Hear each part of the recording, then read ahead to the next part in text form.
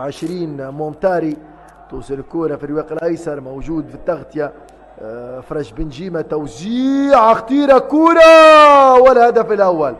هدف اول لصالح القادسية السعودي، خطأ في محور الدفاع، واولى اهداف المباراة تأتي عن طريق مازن ابو شرارة.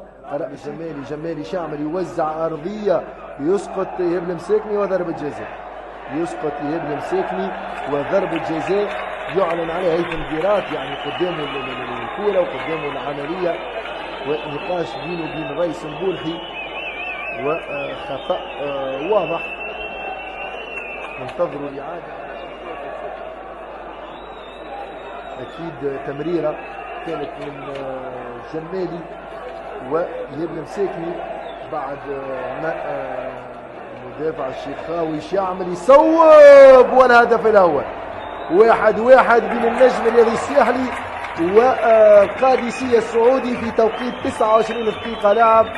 ياسين الشيخاوي يعدل النتيجة، 1 ليتوال و1 القادسية، ومحلاها يعني أكل من زوز يعني ملاعبية كبار. نتحدث عن حارس المنتخب الجزائري والقادسية السعودي، وواحد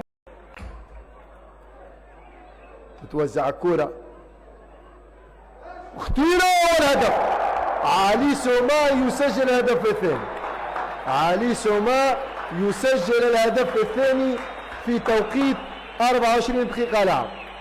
علي سوما كرة يعني ارتباك على مستوى محور الدفاع، وهدف ثاني لصالح النجم الرياضي الساحلي من أقدام علي. هدف ثاني يسجله علي سوما،